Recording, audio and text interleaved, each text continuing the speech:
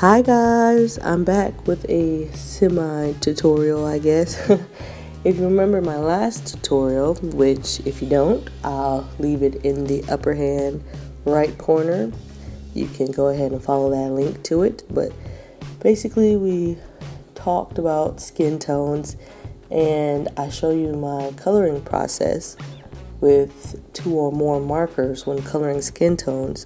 But I also said that it is easy to color skin tones with just 1 marker as well, and that is what I am showing you in this video because I didn't want to just say something and you guys have never seen me do that before. I do this, however it's usually just for sketches, nothing that's super detailed.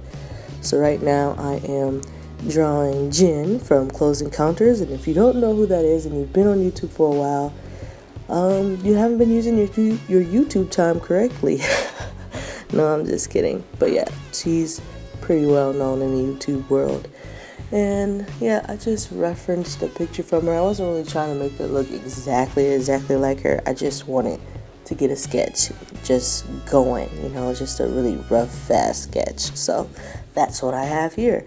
And that's what I'm inking right now because that's how I like to start my process. Then, of course, I go in with my coal erase. I usually use red because I just like how it comes out at the end, but a lot of people like to use pink.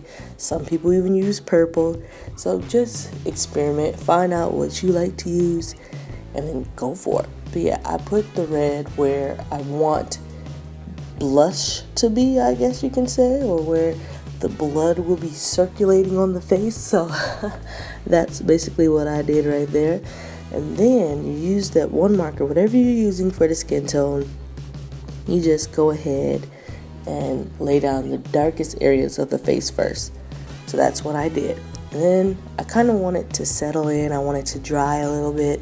So I go ahead and start coloring in the hair to let that darkest area settle in so it doesn't blend too quickly and you can't really tell if that was the darker area. Do you understand what I'm saying? I hope so. Sometimes I really do feel like I'm speaking a different language to you guys, and yet somehow you all understand what I'm saying. But yeah, that's basically what I'm doing here. And let me tell you, I love the Render sketchbook for coloring markers or coloring with markers, because you will not be able to see what you did on the other side. If you color with markers a lot, please get the Render sketchbook because you can use every single page of the sketchbook. It's a little pricey, but it's worth it.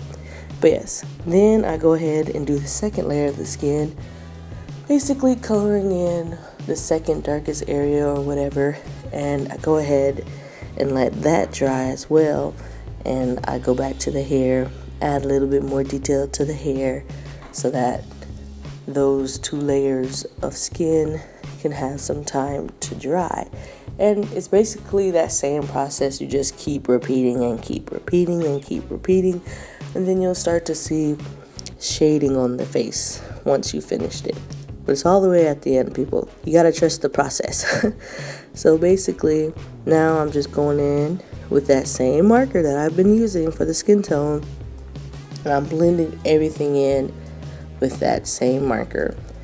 And you can see that even though it's the same marker, you can still see some shading because I've left spaces white and I've colored in some spaces. And so you can see that there's shading going on even though we've been using just 1 marker.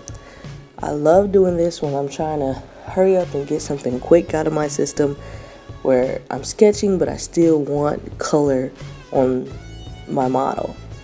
So that's when I like to use this process. And I hope you guys try it too.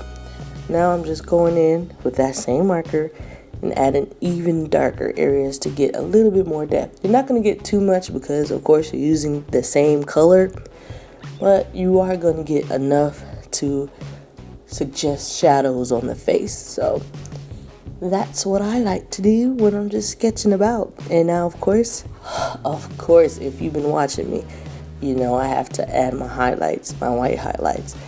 It's just It's just not me if I don't add it. But I hope you like what you see, and if you did, please like and subscribe. Bye!